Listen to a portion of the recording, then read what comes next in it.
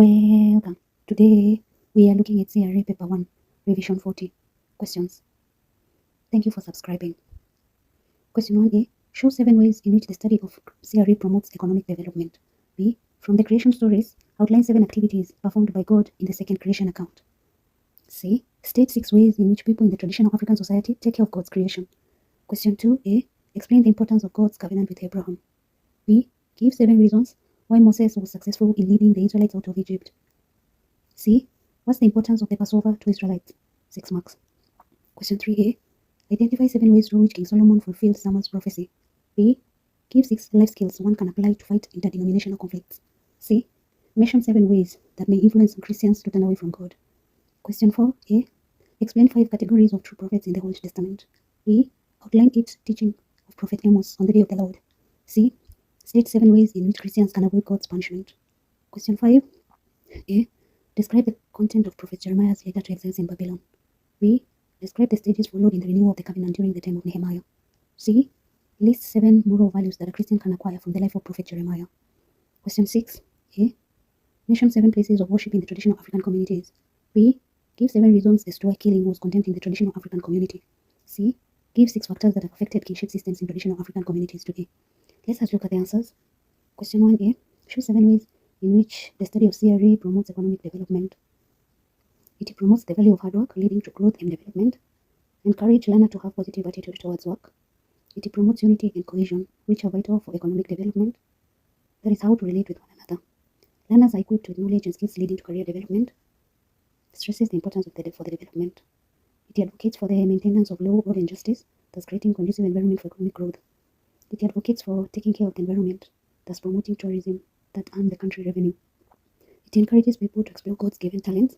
These talents earn people a living for the development of other nation. It fights against vices like corruption and dishonesty, which slows economic development. The learners are taught their responsibilities and duties of a citizen. They need to develop their country. Question 1b. From the creation stories, outline 7 activities performed by God in the second creation account. God created heaven and earth. God molded man from soil and gave him a breath of life. God planted the Garden of Eden. God put man in the Garden of Eden to cultivate and guard it. God planted all types of trees. God commanded man to eat from all trees except from the tree in the middle of the garden. God created all types of animals and gave them to man to name them. God gave man to go into deep sleep and formed woman from man's ribs. God brought the woman to man. Question 1c. State 6 ways in which people in the traditional African societies take care of God's creation. They build shelters for domestic animals. They welcome strangers. They show hospitality for strangers. They share their resources with the needy. By planting vegetation, by conserving vegetation, by preserving habitat for wild animals, by protecting water catchment areas, by observing personal hygiene, by practicing good farming methods, by preventing soil erosion. Question 2a. Explain the importance of God's covenant with Abraham. God established a personal relationship with Abraham. That is, he became God's friend. It showed that Abraham had faith in God. It demonstrated Abraham's obedience to God. Abraham was assured of God's protection. It confirmed Abraham as God's choice, through whom all nations shall receive a salvation. God revealed to Abraham that he would have a son as his heir. That is, he would have many descendants. God was in control of Abraham's life. The descendants of Abraham were promised the land of Canaan. Question 2b. Give 7 reasons why Moses was successful in leading the Israelites out of Egypt. He was educated both in the Hebrew and Egyptian ways. He was well versed with desert terrain as he was a shepherd for his father-in-law flock in the wilderness. He obeyed God and understood the task given to him by God. He was patient, enduring skills he had acquired when he was shepherd. His marital status enabled him to have a sense of responsibility. God gave him powers and ability to perform miracles. He had a spokesperson, Aaron, to assist him since he was a stammerer. He had acquired leadership skills as he grew up in the Pharaoh palace. Question 2c. What's the importance of the Passover to Israelites? It marked the end of suffering and oppression in Egypt. It signified that it was a special nation chosen by God. It was a fulfillment of the promises that God had made to Abraham. It made them understand the nature of God. It showed and proved that Moses was a leader. The Exodus united the people of Israel as a nation. It taught them that God needs obedience from human beings. Question 3a. Identify ways through which King Solomon fulfilled Samuel's prophecy. Solomon used forced labor during the construction of his palace and the temple. He overtaxed the Israelites to provide for the upkeep of the palace and army. He grabbed the property of the Israelites and gave it to his officials. He forced their sons to join the army. He took their daughters and made them perfumers and concubines. Through marriage alliances with other nations, Israel lost its identity as God's nation. He was oppressive in his rule. For example, he killed his half-brother Adonijah, who was a threat to his throne. He sold part of Israel's land, which was a sacred property. He allowed his wives to bring the false gods into Israelites. He built high places for the gods of his wives. 3b. Give 6 life skills one can apply to fight interdenominational conflicts. Creative thinking. This is by exploring possibilities of doing tasks and solving problems in more than one way. B. Critical thinking. This is the ability to think and ask questions in situations. Decision making. Being in a position to make the right choice. Assertiveness. Ability to express one's opinion strongly and with confidence. Self-esteem. This is the feeling of being contented with one's character and abilities. Self-awareness. Negotiation. It's discussion aimed at bringing agreement. Conflict resolution.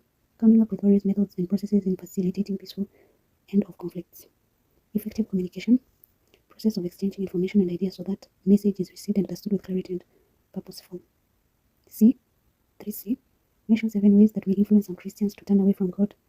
Lack of faith, lack of trust in God, influence from non-believers or ridicule or discouragement from non-believers, peer pressure or critic influence or fear of other people, quest for better economic power or pride or education or greed, lack of role models in the society, unemployment or poverty, negative influence from mass media, emergence of different cults or religious pluralism, lack of time, family responsibilities or work pressure, unanswered prayers, frustrations of life, permissiveness in the society or moral decay.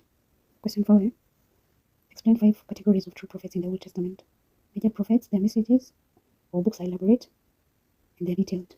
Minor prophets, they have short messages. Canonical prophets, they are prophets whose utterances are recorded in the books that bear their names. Non-canonical, they are prophets whose messages have been compiled by other authors. Cultic prophets, they are prophets whose duties were associated with place of worship. Early prophets were sent by God for specific tasks, for example, Moses. Question 4b. Outline 8 teachings of Prophet Amos on the day of the Lord.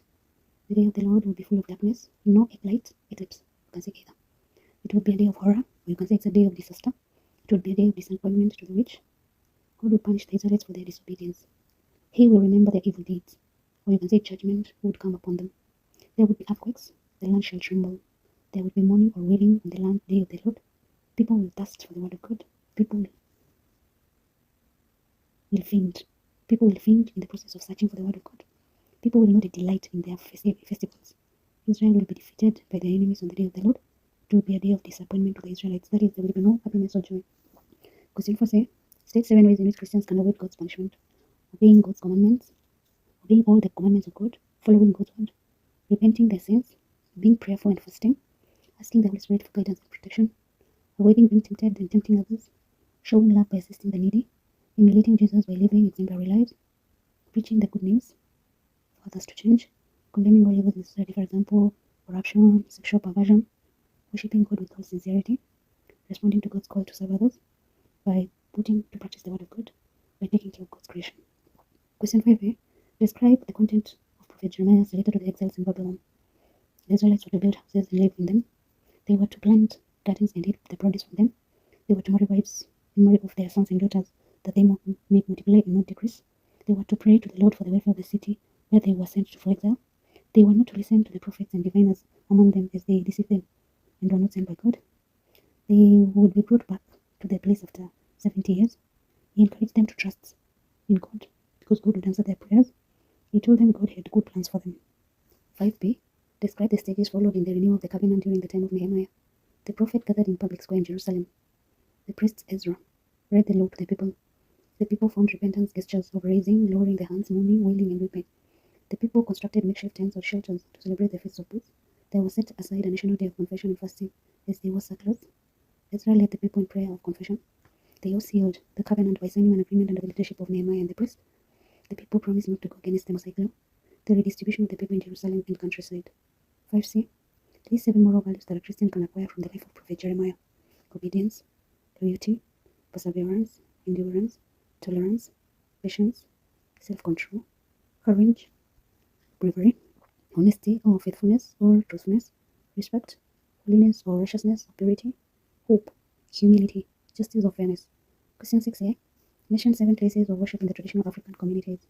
Under sacred trees, in caves, at the riverbanks or waterfalls, on rocks or stones, in forests or shrubs, in shrines, in homes or religious villages, with graveyards. Question 6b. Give 7 reasons as to why the killing was condemned in the traditional African community. Life is sacred and therefore should not be destroyed by anybody. It brings hatred, feeling among members of the community. It destroys continuity. It deepens suspicion of fear and anxiety. It destroys harmony of the good relationship in the community. It creates sadness between relatives, or it creates misery to the relatives to avoid being banished, that is, to avoid being excommunicated by the community. K.C.Se gives 6 factors that have affected kingship systems in traditional African communities today: formal education, modern religions like Christianity or Islam, mass media influence, permissiveness, Western civilization, migration or individual land ownership, new systems of government, poverty, wealth or social status. Did you understand? Kindly let me know in the comment section below. Also, let me know what video I can look at tomorrow. Thanks a lot for subscribing and listening to me. God bless you.